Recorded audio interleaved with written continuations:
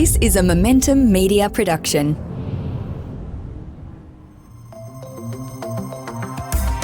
Welcome to the Smart Property Investment Show, the podcast by investors for investors. Hello everyone, welcome back to a brand new episode of the Smart Property Investment Show. I'm Grace Ormsby, and it's been a little while since I've been in studio and done an editorial update, but I thought it's about time that we do unpack some of the latest news that has been going on, because we are talking about it every single day here in the office, and we should probably give a little bit of more of a behind the scenes look at what we do chat through with you all. Thank you so much for listening in. I'm joined in studio by Orana Durney-Benson. Orana, welcome to the show. Thanks so much, Grace. It's great to be here. It's always cool to be unpacking some of the things that we are talking about day in and day out, and we obviously do aim to give you the latest and greatest news and updates on the Smart Property Investment website, but sometimes it is sort of hard to keep people in the loop when there is so much going on and we're getting updates every day. So some of the stuff that we're going to be talking through today really does have updated information. So even if you are completely up to date with what is on the website, make sure you listen in. First story we're going to be talking about, Orana, is probably a story that's been on everybody's lips this month around the August cash rate call. So we did run a story. August cash rate call provides clarity for spring market. And it did really feel like this decision was going to set up what does happen really come September, October, November, the prime spring selling period for real estate. Yeah, and it looks like interest rates are going to stay pretty elevated for the next few months. It doesn't look like there's going to be a rate drop this year. August saw the cash rate held at 4.35%, which has been the way since last November. So a lot of months now of high interest rates, and we know that's hitting mortgage holders the hardest. People are up here grappling with mortgage rates anywhere from 6 to almost 9%. Depending on your LVR, it's tough for many of us out here. Yeah, and it's one of those things that people have have very much been keeping an eye on. They've known that we're sort of in this higher for longer kind of scenario. I think a lot of people did get quite optimistic earlier this year that we would be seeing rates drop sooner rather than later, but with inflation and the CPI figures remaining quite high, more needed to be done really, and by more, it meant nothing at all to keep the rates as it is. We've had the governor, Michelle Bullock, come out and say that she doesn't expect to see rates dropping over the remainder of the year, which in one sense does leave people a little bit deflated, a little bit pessimistic about what's going on. On the other hand, at least it doesn't really indicate that we will see rates rise over that period as well. You know, we're sort of in this moment where we're probably going to keep the status quo as is. There's been a lot of criticism around the potential for continued rate hikes, saying that a lot of people are dealing with enough at the moment. We don't need to make it even harder. But there's going to be a few things that people do need to be paying attention to over the next little while. One of those things is the fact that, Bendigo Bank, they brought out their August economic update just today, and while volatile markets are out there, we've seen a lot of action in the stock markets over the last little while. It is a slightly more relaxed is probably not the right word, but Australia is quite resilient, and we are seeing that resilience shine through, and that's probably what has held us from any more elevation of the rates. But they are expecting rate relief to come in 2025. Bendigo Bank's chief economist, David Robertson, said, while the end of tightening cycles are generally messy and unpredictable, Australians should expect the RBA will be in a position to cut rates next year, around 6 to 9 months after other comparable central banks. So looking across to Canada, the US and New Zealand, they do tend to run a little bit further ahead than what we do. And by looking outwards, we kind of can get a little bit more of an idea of what's coming through from here. So core inflation does need to get back towards 3%. We've seen insurance, rent stay high. It has eased a little bit over the last little while, but it's that inflation figure we really need to be paying attention to. Absolutely. But what we have seen is that Australians and the Australian housing market has continued to be quite resilient. And even with the 4.35% interest rate, buyers are still not shying away from looking to make a purchase in the spring selling period. And what Matthew Tiller, the head of research at LJ Hooker, has indicated is that just having the certainty, the knowledge that things are going to stay fairly stable for the next 6 months at least is giving people a sense of what to expect, and that's helping them make those informed decisions when it comes to buying and selling property. Something we do often talk about here at the SBI show is just how important that confidence and consumer sentiment piece is. Even if all of the fundamentals are in play, if people aren't confident, if people aren't feeling good about what their money can do, they won't do anything. So that is really good to see. I'm very curious as to what happens come September. I think the real estate sector itself is gearing up for a very busy year, and we're not going to bang on today about, just how much prices have increased, skyrocketed across Perth and Brisbane, but that is obviously a hot topic at the moment as well. We're seeing some of these markets absolutely shine and people wanting to get in on them. So we're going to take a quick break there, but we'll be back in just a moment with plenty more behind the scenes of the news desk here at SBI. Imagine being rushed to hospital. Yep. And your life changing in an instant. Imagine going through hundreds of tests and 46 weeks of chemo. Now imagine you're a child. That's why Starlight exists, to bring happiness to seriously ill children. Please donate at starlight.org.au.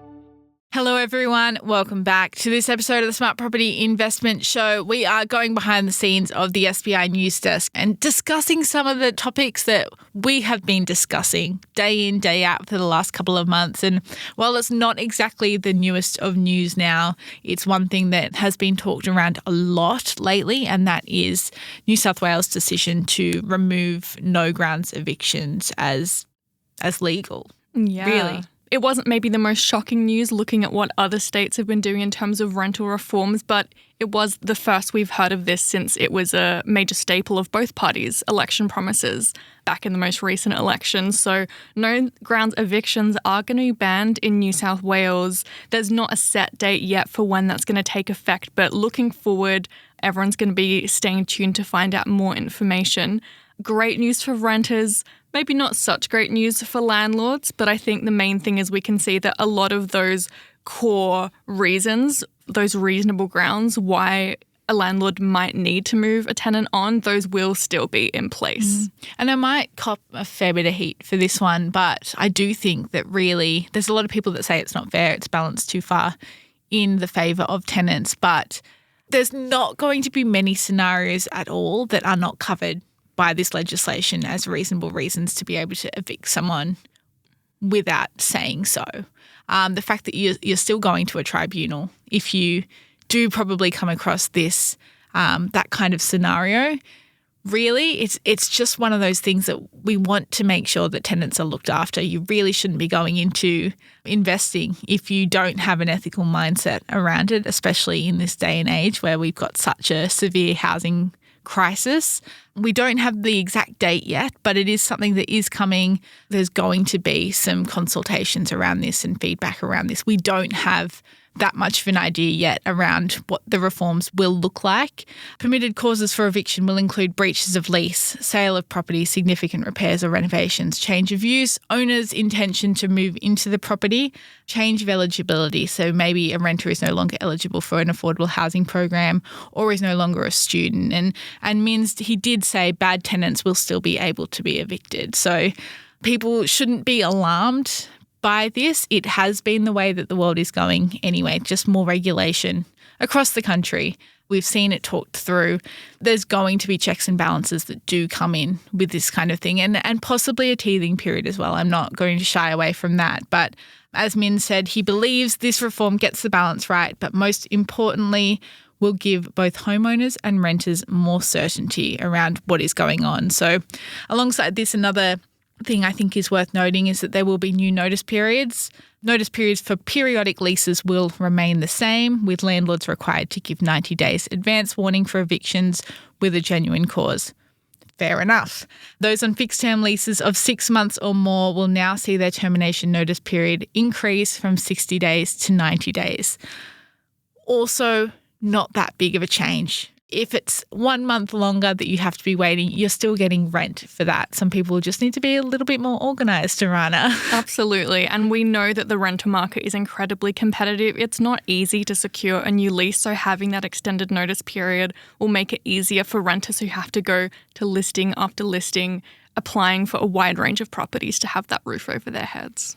And another thing that was mentioned in this, and it's probably something that investors probably haven't thought too much about, but the portable bond scheme being brought into play.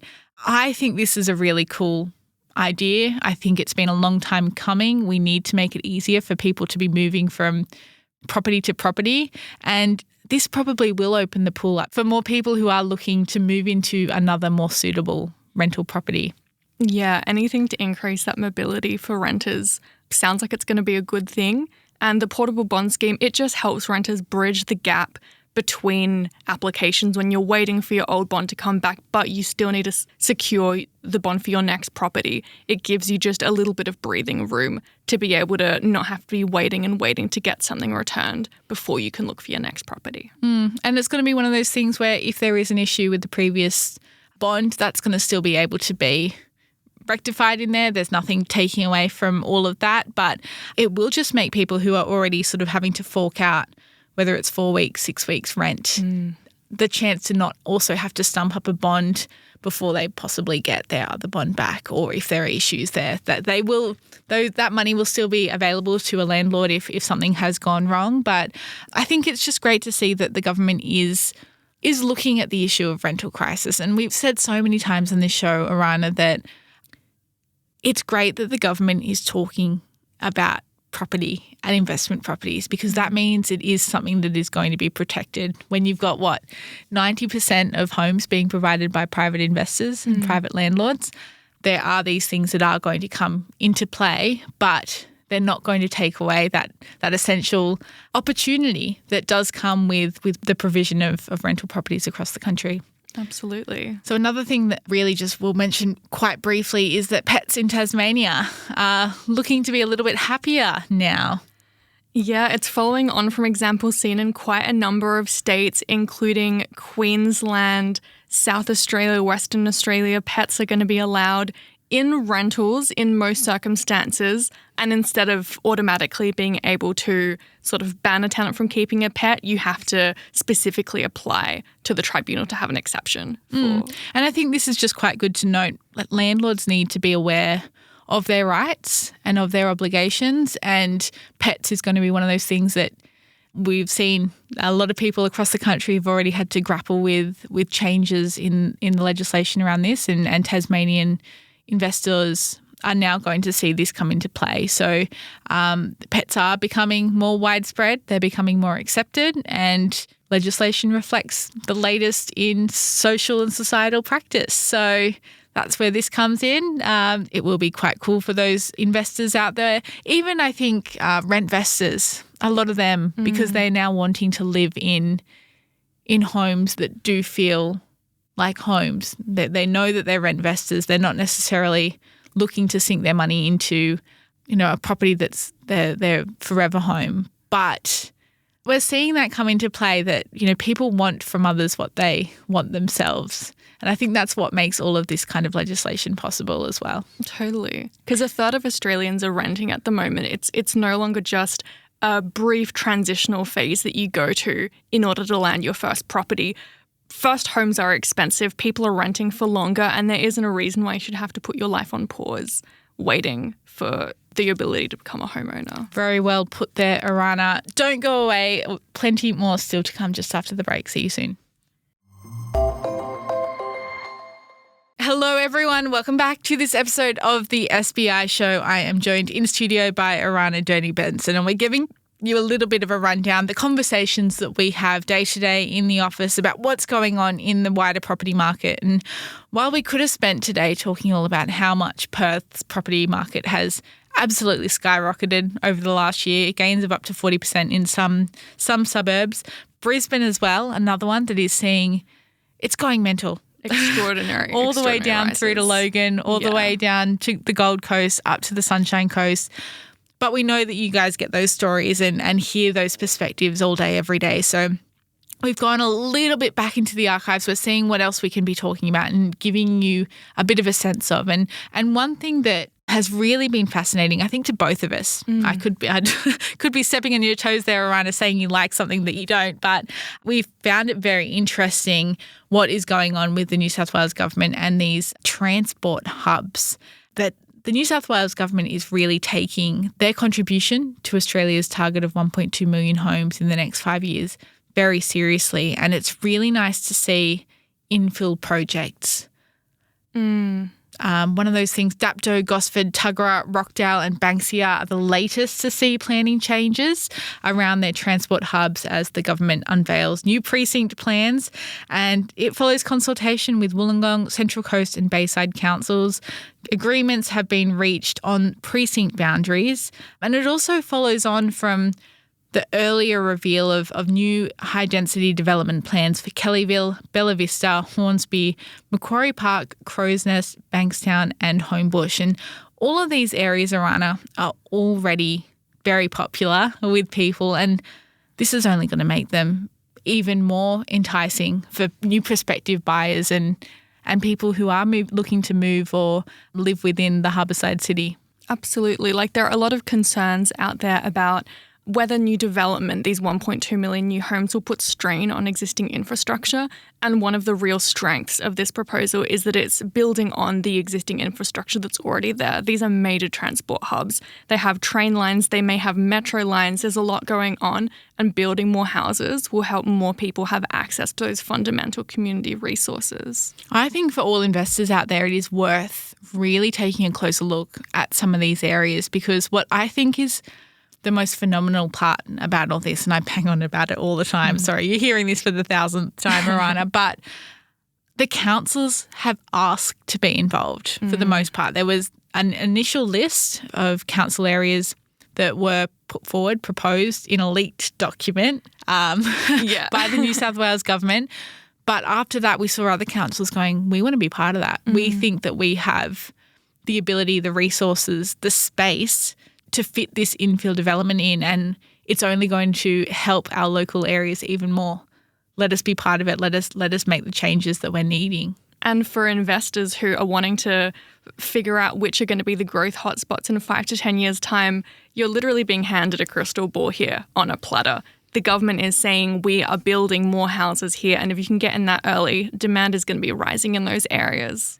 Yeah, so we're looking at new lots. We're looking at changes to planning guidelines like the perimeters of high-rise or medium density build areas. We're seeing this all come in on those transport lines, which are always really the bread and butter of what people are looking for when they're looking to invest. There's so many areas, and we still have more to come, but the likes of Kellyville and Bella Vista looking at 20,000 new dwellings across 2 suburbs, a bunch of affordable homes in there too, more than 10,000 new jobs over the next 10 years. Insane. Hornsby, 5,000 new dwellings, 3,500 new jobs. Macquarie Park, 4,500 new dwellings. Crows Nest, 3,200 new dwellings. Bankstown, 12,500 new dwellings, 15,000 new jobs.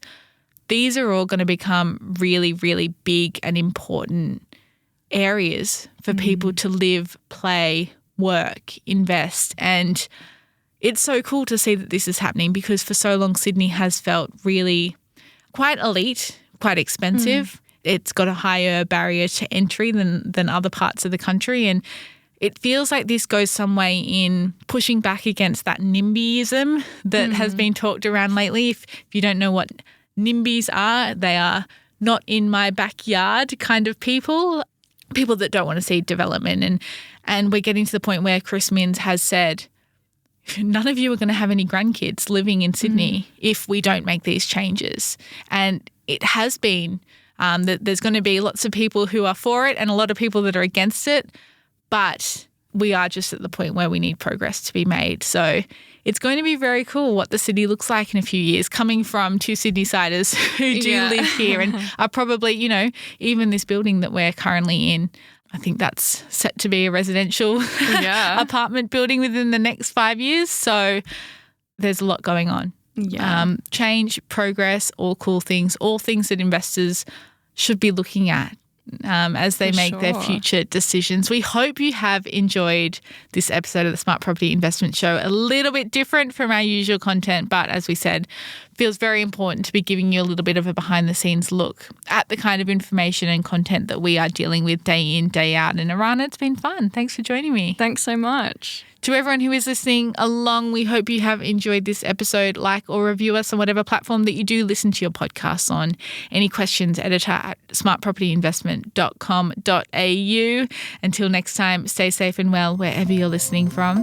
Bye-bye. The information featured in this podcast is general in nature and does not take into consideration your financial situation or individual needs and should not be relied upon. Before making any investment, insurance, tax, property or financial planning decision, you should consult a licensed professional who can advise whether your decision is appropriate for you. Guests appearing on this podcast may have a commercial relationship with the companies mentioned.